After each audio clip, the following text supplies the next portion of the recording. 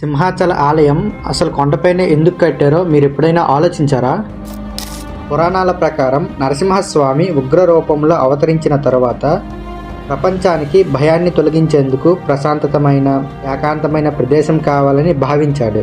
అప్పుడు అడవులు కొండలు ఉన్న ఈ ప్రాంతాన్ని తన నివాసంగా ఎంచుకున్నాడని భక్తుల నమ్మకం. కొండపైన ఆలయం ఉండడం వెనుక ఇంకో కారణం కూడా ఉంది.